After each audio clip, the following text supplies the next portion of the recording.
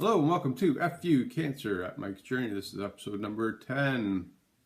So in the last episode, talked about the very basic differences between a healthy cell and a cancer cell.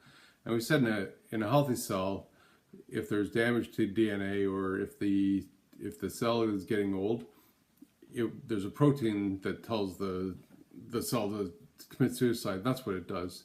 And that's called apoptosis. And we'll discuss that later on, but the other side of the coin is the immune system said, well, the immune system can go in and attack and take out these cells. And that's what I want to get into today.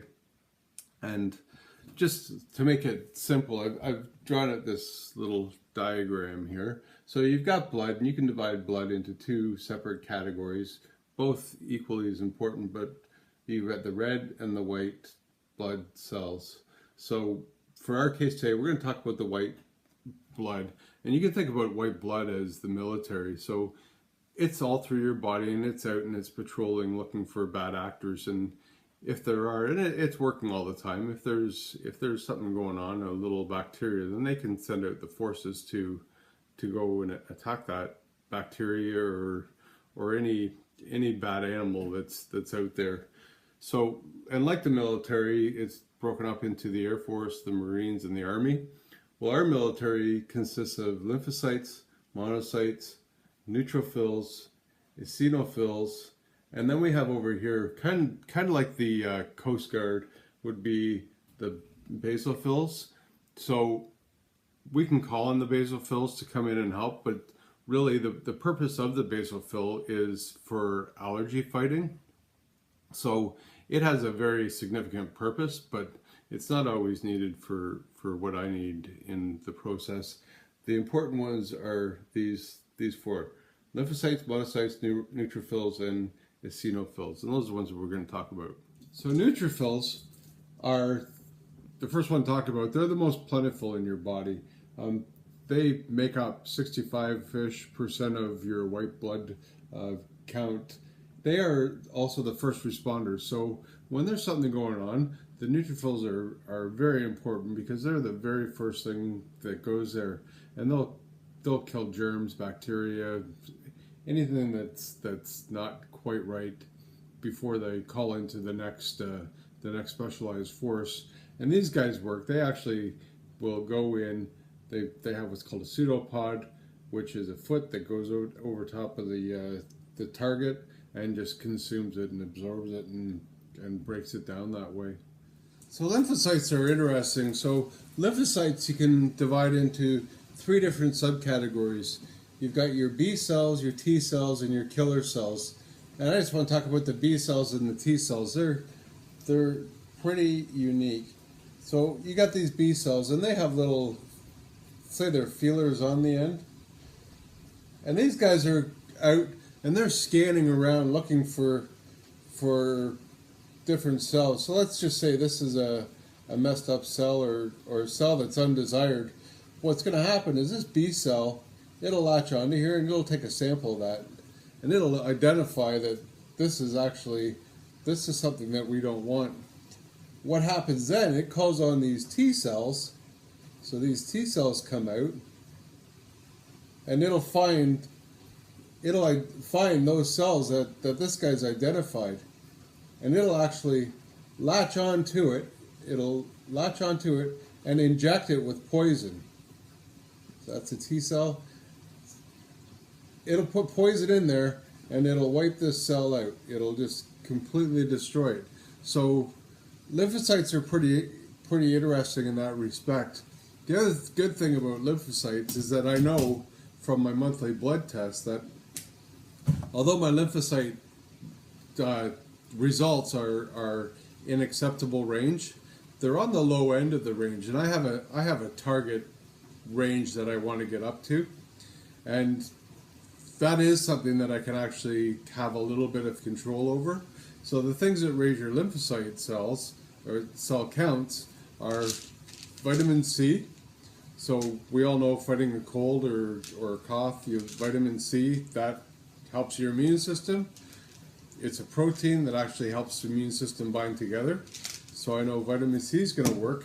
Also, vitamin E. Well, it just so happens vitamin E is in most of the keto diet things that I'm allowed to eat. The lettuce, the celery, the cucumber. It's got vitamin E in it, so I don't take a supplement or anything for vitamin E.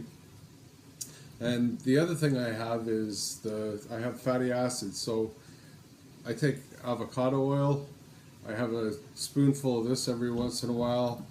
I have flaxseed oil that I take a spoonful every once in a while. Like a spoonful every once in a while, probably twice a day of each. I cook everything in olive oil. I use lots of olive oil. And again, on the keto diet, it just happens to be that the cheese, the meat, and the eggs are all full of omega-3 fatty acids, and those are the things that I can do to boost those lymphocytes. And back again, the other thing that I can do is drink lots of water. Water is a booster of lymphocytes. So in that one, unlike the neutrophils, in neutrophils, I can get medication to raise my neutrophil levels, but it's really expensive, and B, unless you really need it, it's hard to get. So with this, I can raise it with everyday things in my kitchen. And then the last one I want to talk about today is the monocyte.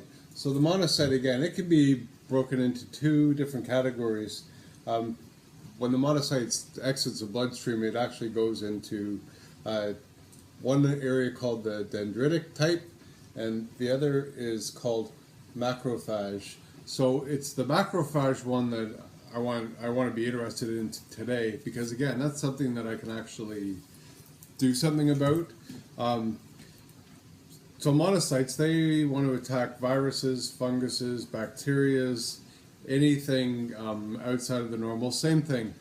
All these different attack systems, they all have the same bottom goal, but they go about doing it a little different. But the monocytes use the macrophage. In turn, it uses the T cell theory, where the cell goes in, injects the bad cell or the bad apple with a poisonous toxin, and it just destroys the cell itself. And again, this is something that I can kind of nurture along a little bit. There's things that I can do about the macrophage, and I'd like to get into that a little deeper later on, but today, just to understand that it exists is the point to get across. And I do have this CoQ10. Everybody's heard of CoQ10, or most people have. It's for, usually you take it for, they say for your heart repair. You can use it for Parkinson's disease, but the actual function of CoQ10 is to protect cells and to protect the regeneration of cells. That's what it's used for. So in that respect, it ties into my monocyte white blood cell control. So those are the three I wanted to discuss today. I hope that's clear, and we'll follow up with more information tomorrow.